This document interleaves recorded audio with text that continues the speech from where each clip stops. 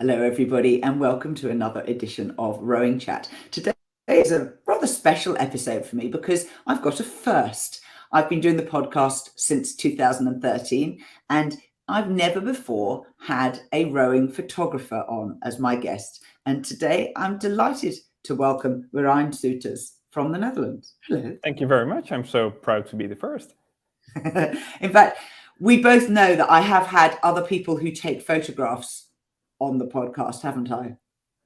Yes, but there are few who are crazy enough to actually make it into their living. You're a full-time professional photographer? Yes, I am. Yeah. And just for rowing? No, well, mainly. There's this neat thing that happens is that when you have a niche, that's kind of your base, and then people start knowing you in that niche. But those people who are rowers also are, whether it's lawyers or they have a shop or they have another magazine or something like that.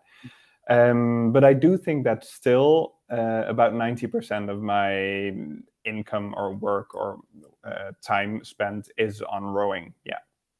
Wow. So tell us a little bit about your background in the sport of rowing. How did you get started? Well, when in the Netherlands, rowing is a real student sport. A lot of people start rowing when they're a student, and the same goes for me. I was about 19 when I joined a rowing club in Amsterdam. It's called Schol, and immediately loved it. Not immediately turned very active, but it took me a couple of years to really find my groove, which was not any high-end rowing. I was not the great athlete. Mainly in my head, I don't have training talent. I have hard work talent, but not training talent. So I started rowing recreationally and doing like in the Netherlands, the student clubs are only run by students actually. So they do commissions and a year of board. And then a friend of mine actually, I was a little bit bored at some races, to be very honest. And a friend of mine said, "Here's a camera, go and play with it." Ooh. So I did, and I put those photos on the website of the club. And in that time, I was studying psychology. I'm a social psychologist, and I was working behind a bar in hospitality and at an assessment center. But soon enough, people started emailing me asking if they could buy the photos, and that really it was. We have a saying in the Netherlands, which basically means it went awry. It was a hobby that went awry, and soon thereafter, I was spending most of my time on photography. Wow. And so was NL Rui one of your customers? Only for a tiny little bit. It was more the Rowing Federation. NL Rui is a Dutch rowing news website, which has been changing ownership, and there were times when I worked together with them a lot. I haven't in years, to be honest. So out of nowhere, a career for a psychologist turns into a photographer. Rowing's not easy to photograph. So talk us through, what is it in, let's start by talking about the simple things that you can photograph at a regatta. Well, the simplest thing would be just the rowing boat in action. And then there's the regattas where you, the head of the River Amstel, where you would just sit on the bank of the river and shoot every boat that passes. And then at least you produce a lot. You might not have the most interesting set of photos. And what I soon discovered was that not only I would be a little bit bored when I would only shoot from one position the whole day, but actually my clients or the visitors, my potential clients, the visitors of my website would be bored as well. And mind you, I think that I started rowing photography before Facebook existed. I started rowing photography officially in 2007, and Facebook was not very much by then. I'm not sure if it existed yet, but it really started with a website, so you could very easily track who who saw what before we started posting everything on Facebook. Yeah. And so yeah, the simplest thing, to get back to your question, is just that boat with everyone in it. But that's also maybe the most boring thing if that's all you shoot. I think. And if you were to describe your specialist take, if I look at a whole load of rowing photographs, I can see a Merijn Soeters photograph. What is it that you bring to the image that is very uniquely you? Oh, that's a really difficult question, because I know I'm the guest on the podcast, but I would almost want to ask you what it is. I won't do that right now, and unless, I mean, you're the boss of the show. I think it's not. I would say it's not necessarily the one photo, but more the collection has to be broad and diverse. And maybe the one thing that I would bring to the game is the light. I think you can use light in any way. It's never bad light. If you think the light is bad, then either you're at the wrong location or you're not inspired, but you can always shoot something good, I think. Now, sometimes it's rainy and sometimes it's dark, but a good gloomy photo of people who are miserable in a boat can really speak a lot more than a bright sunny day. Right. So I'm no photographer. I'm a one finger, one eye point shoot out. Very boring. How do you train yourself to notice the light? Yeah, I think it's about wandering with an O. I think it's about being when you go back to the time that photography was on film, there was this period of time between depositing your rolls and getting the prints back if you didn't develop itself, the photos yourself, and it was really exciting, sometimes nerve-wracking if you really needed something.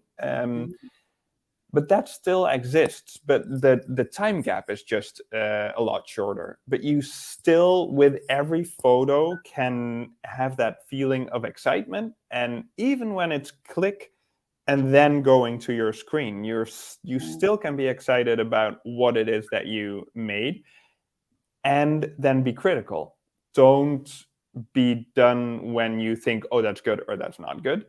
But really look and think to yourself, okay, what is good? Why does this photo work? Why does it not work? Photos, I think a lot of people say they don't know anything about photography, but photography works for you.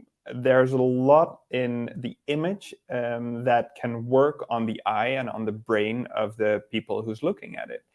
And some photos speak to everyone, even if it's just that one tiny single in the distance. And it might not be much, but for some reason it works. And it's about the composition, it's about the color, it's about the light.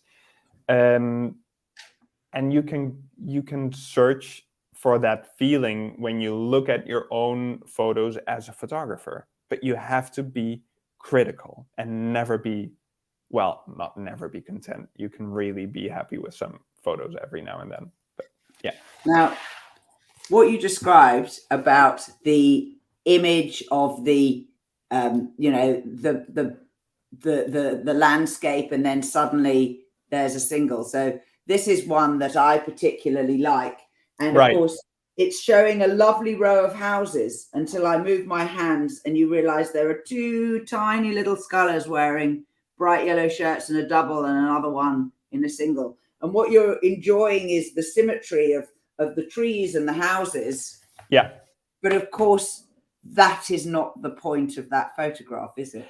No, and to be very honest, you call it a lovely row of houses. I find that area by the water one of the ugliest things Dutch architecture has produced. And then with the barren trees that are, I think this was in November somewhere, and it is about the symmetry. I mean, I don't even like the neon clothes that the rowers are wearing, but there is beauty in ugliness. There is, it's miserable. I think that photo is pretty, doesn't appeal to people who don't row, but people who do row feel something with that photo, a recognition of what it is like to be out on the water in the gray and the dark, but you're still in that single. And I think that when you take something like a background like this, which works aesthetically, photographically, because of what you say, the symmetry, even the symmetry of the trees and the houses, and I think the cars are even parked relatively nicely there. Yeah. But it makes it more real than when you have another beautiful mountain in the background. Which brings us then to the beautiful mountain in the background shot. It's almost like You actually have this prepared. well, you know, I like to be a professional. So here is the Dutch women's quad looking gorgeous with a beautiful mountain in the background. Yeah. And you've got so close to the water's edge that you feel like your eye is at the height of the oarlock, and their blade symmetry is beautiful. And I'm guessing that must be, it's not Lucerne, is it? No. Sarnen? No, it's somewhere hardly anyone knows. It's Positano, which is it's a small village. There's a lake there, and the Dutch women rowers have went there for years and years because the Dutch head coach of the women, Josie van Donkschot, found a rowing center there, a very nice rowing center, and a nice hotel, and they would go there for three weeks or 4 weeks for training camps. The water is beautiful, the club is beautiful, and they have their little bubble there. And the funny thing to say about this is that Josie van Donkschot, who now is an American, is at US rowing. He's Dutch, but he's actually kind of Italian, but that goes too far from now. He is not a photographer, but he knows photography. He sees. He has the eye, and he's quite a skilled boat driver. So he dares, for the love of the shot, to get me really close. And I often don't even have to say what I want because he sees the same thing as I. So he welcomed me to go to Positano in Italy and to spend some time there and to shoot the rowers there, which was fantastic. And then I would be on this catamaran with him, and he would tell me a lot about the crew and about rowing and about coaching and that. But in the meantime, he would get me that close to the rowers, and then the water is spectacular, and the rowing of that quad was really beautiful. And then just, of course, beauty. I mean, I can go on about how beautiful ugliness can be, but beauty is it's almost a natural thing. It has so many elements. They happen to all be wearing the same uniforms. You know, they've all got their Dutch row suits on. That wasn't a coincidence. Oh, you planned that, did you? Well, they did. It's kind of, I would go there. I would tell them that I'm coming. They're there for 3 weeks, so they also kind of have to plan what they're wearing every day, because at a certain moment you just run out of unis. And then they would, or they would combine it beautifully. There's not a picture of this in this book, but I have a picture of the 8, and they have 3 different suits, but in the same order constantly, and that looks beautiful as well, almost as a rainbow on the water. I think you're probably quite good at charming your subjects into wanting to look good for you. It's a win-win situation, because there's also some, like, if they go to those ends, then of course they also get the photos and they can also use them, and my clients will pay. And the rowers are not very often my clients. Rowers, it also feels, this is a completely different subject, but it can feel really weird sometimes that I make money on the rowers. And the better the Dutch rowers or Canadian rowers do, because I shoot for the Dutch and Canadian Rowing Federation. Well, frankly, the better it is for me as well. So I also am grateful to them when they perform, and so they also get the photos. So, if I can ask a blunt question, how Sure. do you make a living from photography? You are a full-time professional photographer, aren't you? Yeah. It's not. I wanted to say it's not easy, but it's also not hard. I think there's a couple things that work in my advantage. One is that I worked in marketing communications, so I know what the person behind the desks need, what the people behind the desks need, and I know how to use a photo, for example, in print. I know there's something when you are doing a magazine or a website, you need something to choose from. So I just send my photos, I make a broad selection. People can choose. I'm not gonna be too difficult about, oh, I will decide which photo you need or whatever. There's that working together with it. And the other thing is sticking with it. You're not gonna make a full-time wage within 1 year when you start doing some rowing photography. If you would want it, then you have to really get your base from somewhere, be dependable, go to all the events, also when you don't make a living from it yet. Be available, be persistent, show initiative. So email people saying, I have this, and I'm willing to sell it to you. Don't give it away for free. Because then no one will ever take you seriously. But just stick with it and be decent.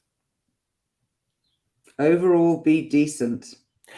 I always say the best photographers are not the most successful, and the most successful are not the best.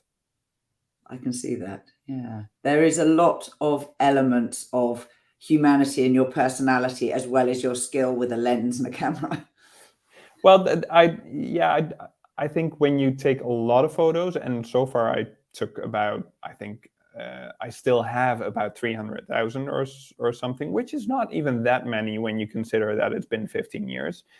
But then you know that there are some fantastic shots, but there's also some very, very average shots. And I'll tell you that you can come home from an event, from a World Cup, and be absolutely psyched because what you have on average is fantastic.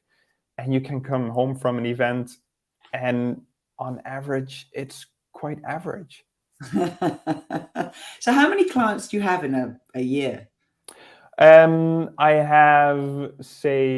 have two big clients, or like continuous clients, which are the two federations, the Dutch and the Canadians, which I'm very happy to work with, and they're also very nice people. I want to have said that.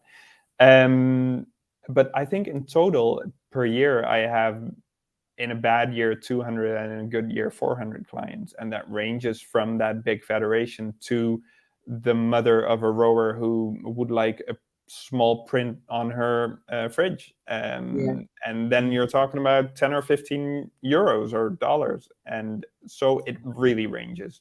But you need, no one's going to hire a rowing photographer full-time and pay their yearly income. Rowers aren't like football stars where you're paid to follow them around. Or no, I'm immediately thinking, but no, I don't think so. No. Even though what's funny is that in your computer systems you can tag your rowers, so you do that after every event or during every event, and then when you search for a rower, in some cases there are 500 photos of a certain rower because just they've been around for a long time, and so have I. And then it kind of feels like you have been just kind of stalking them everywhere. Here's your career in photographs. Exactly. Yeah. So for the amateurs listening, what makes a good rowing shot? I think the light. I think there's no such thing as a good rowing shot. There's so many different things, and it really depends on. I think one thing is being prepared, because that goes to which shot do you want to take. Do you want to take a close up of your son or daughter's boat?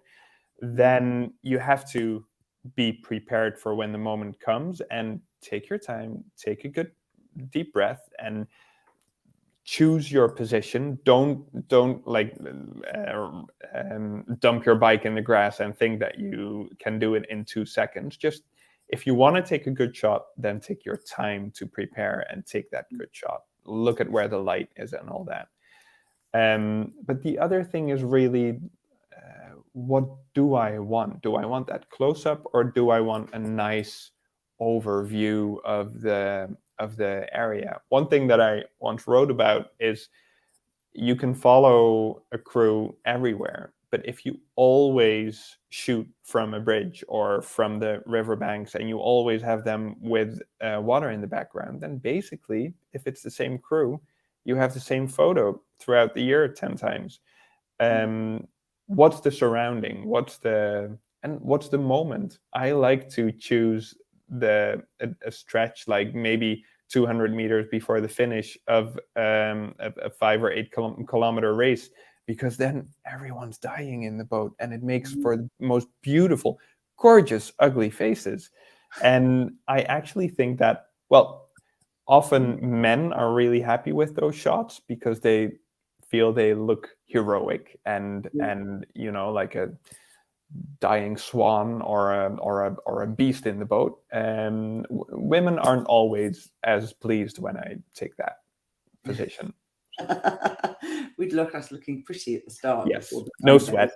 Yeah. No sweat. No, this is very generalizing, but I do have the feeling after so many years that is kind of the general feel about rowing photography.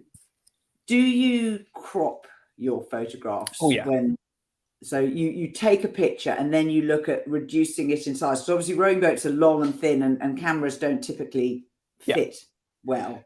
And not 40 or 50%, but I think it's safe to say that every single photo that you see online has been edited. I have the eye, I think, for a photographer.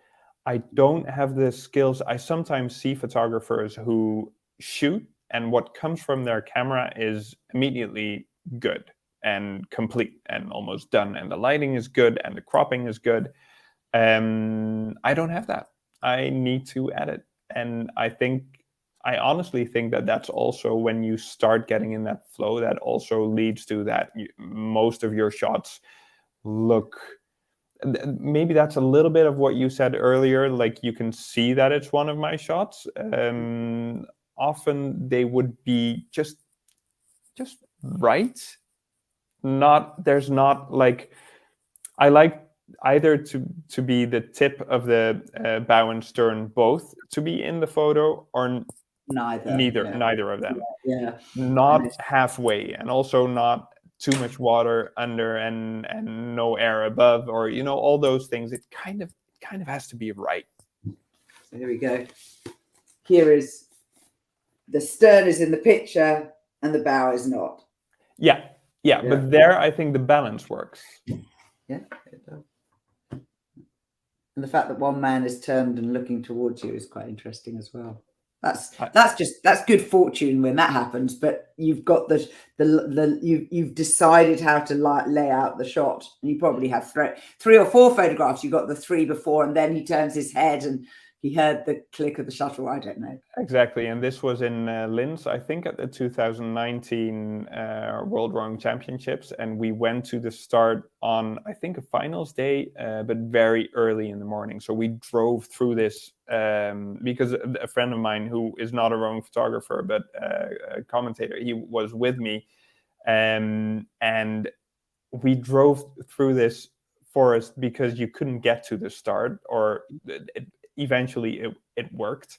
And we were just in time to see this amazing sunrise, and all the boats were training. And I think, but I'm doing this from the top of my head, that this is Olaf Tufte on one of his. Yeah. It's the Norwegian crew, definitely. I Yeah. can see from their row suits. And that's the funny thing. Olaf Tufte doesn't really have any idea who I am, but I do go to all these events for years and years, and there are these people like Mahe Drysdale. To me, is a familiar face, and when I'm at an event and Mahe is there, it's kind of like, oh yeah, we're all here, you know. And even though he doesn't know who I am, and the same goes for Oliver Zeitler or for Emma Twigg or for, you know, all these great athletes. It's nice when the whole rowing circus, because that is what it is, packs their bags and is like, okay, we'll see you in 3 weeks at the next World Cup, and we'll all be there, and we'll all just go into our same roles and enjoy being there. That's fantastic. Now, the book that I have been holding up from time to time during this discussion is called The Big Picture. And then it's in Dutch. Roeifotografie door Merijn Soeters. Perfect. Very bad Dutch accent. As I was joking earlier, you wouldn't know my grandmother was Dutch. But more importantly, where can people get a hold of it? Because it's a big book. It's weighty, and it's hardback, and it's a landscape coffee table book with lots and lots and lots and lots of photographs. It is. No, it's about 2 kilos. It is on my website, and that's also the only place to get it, unfortunately, or fortunately, I don't know. So yeah, on merijnsoeters.com, and also when you just go to the homepage, then there's a clear button, and then you get there, and then depending on where you're from, there is a lot of shipping involved, but also just email me if it doesn't work. Fantastic. And the price is €40 plus whatever the shipping is, and I will put the link into the show notes. Thank you so much. Anyone who wants to buy a little early Christmas present for themselves, or for someone else who would enjoy some well, it still has to be shipped. Tell me about it. So how early is... How early is early? Well, it's funny you should mention it, but right here, I picked up a leaflet that says, give Santa a helping hand, choose how you get your parcels. It has last shipping dates. So to get to Europe, I have to post it on Friday, the 18th of November. Oh, well, then we have plenty of time still. I love your optimism. Merijn, thank you so much for coming on the show with me. I am now going to think more carefully about my own rowing photography, which is poor, to say the least. But more importantly, I just really appreciate how the professionals do it. Thank you so much for having me. It's been great. And to my listeners, till next time, please tell a friend about Rowing Chat, and we'll see you out on the water.